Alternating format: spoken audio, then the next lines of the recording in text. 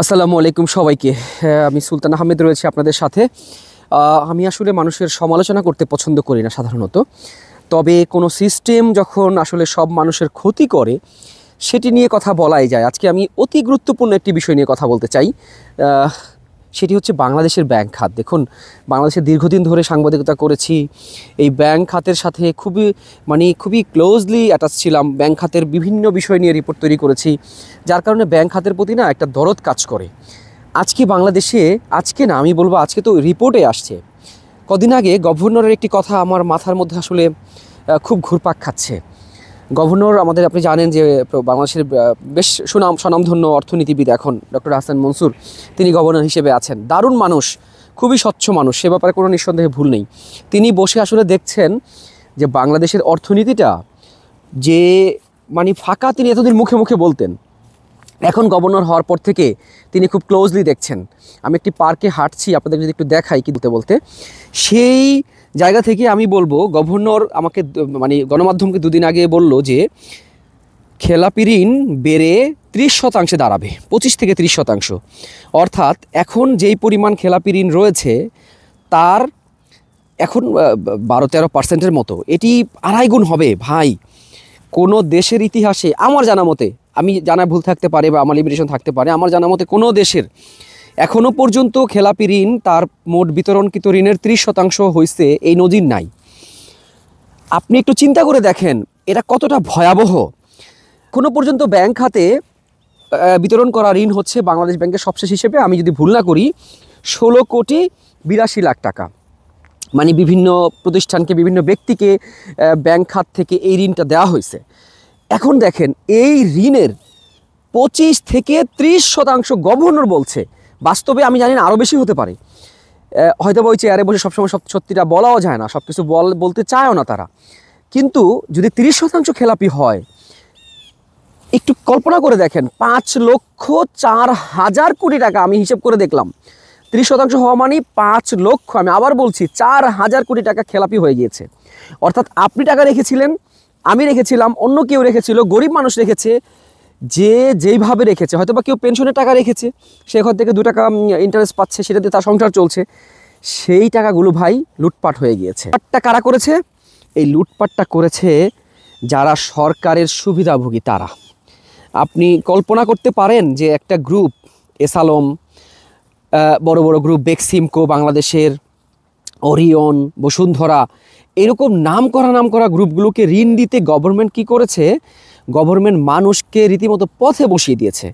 এখন বলতে পারেন যে এটা গভর্নমেন্টের দোষ কি না? অবশ্যই গভর্নমেন্টের দোষ, কারণ আপনি যখন এই ঋণগুলো দিচ্ছেন তখন যাচাই বাছাই করার দায়িত্ব তো ভাই বাংলাদেশ ব্যাংকের বা সেই ব্যাংকের।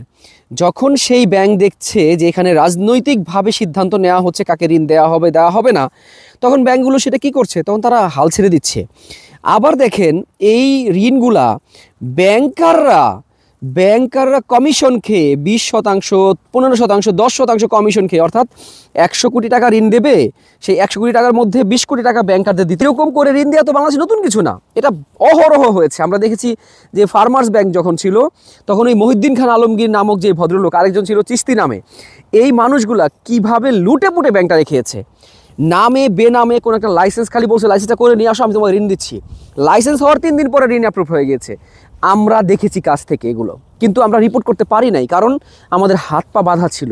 যেই বাংলাদেশের গণমাধ্যমগুলো বিভিন্ন গ্রুপের হওয়াতে তারা এই ধরনের রিপোর্ট করতে পারে না, দেয় না রিপোর্ট করতে।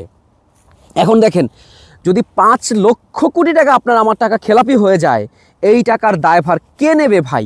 আজকে বলা হচ্ছে ব্যাংক টাকা দিতে পারছে না, আজকে ব্যাংকের কাছে লিকুইড নেই, আজকে ডলার সংকট বাংলাদেশে কেন হয়েছে? কারণ হচ্ছে সব পাচার। কদিন আগে আল জাজিরার যে প্রতিবেদন আপনারা দেখেছেন, দ্য ইকোনমিস্ট পত্রিকায় ছাপা হয়েছে, সেখানে লেখা হয়েছে যে শেখ হাসিনার কয়েকজন ক্লোজ মানুষ যারা ছিলেন, তাদের শুধুমাত্র লন্ডনেই তথ্য পেয়েছে, তারা একদম তথ্য পেয়েছে, এর বেশি অনেক থাকতে পারে, তথ্যই পেয়েছে 6,000 কোটি টাকার অ্যাসেট। এটা ভাবা যায় ভাই? এই পরিমাণ টাকা লন্ডনেই শুধুমাত্র পেয়েছে একজন ভূমিমন্ত্রী, সাইফুজ্জামান শিখর। আমার মনে নেই তার কতগুলো, 100-র কাছাকাছি মনে হয় ফ্ল্যাট তারা সন্ধান পেয়েছে শুধুমাত্র লন্ডন শহরে। পুরো পৃথিবীটাকে দেখেন কিভাবে করে খেয়েছে। আমি এখন কানাডাতে আছি, কানাডাতে প্রচুর পরিমাণে, আপনি জানেন যে বেগমপাড়া ইস্যু আছে এখানে, এখানে প্রচুর পরিমাণে অবৈধ টাকা এনে মানুষ বাড়ি গাড়ি কিনছে। সেই মানুষগুলো কারা, যারা বাংলাদেশ থেকে এই পরিমাণ টাকা নিয়ে এসছে? এখন সরকার উঠে পড়ে লেগেছে যে এই টাকাগুলোকে উদ্ধার করতে হবে। কদিন আগে দেখলাম যে প্রধান উপদেষ্টার যে প্রেস অ্যাডভাইজার, তিনি বললেন যে আমরা টাকাগুলো উদ্ধার করার জন্য FBI সহ অনেকের সাথে বসছি। তো এই বসে আসলে কতটুকু উদ্ধার হবে? দেশের টাকা সর্বনাশ হয়ে গেছে ভাই। সাধারণ মানুষের টাকা ব্যাংকে 30% যদি চলে যায়, 3 ভাগের 1 ভাগ, তাহলে মানুষকে ব্যাংকগুলো টাকা দেবে কীভাবে? ব্যাংকগুলো দেউলিয়া হবে, অর্থনীতি কোথায় গিয়ে দাঁড়াবে?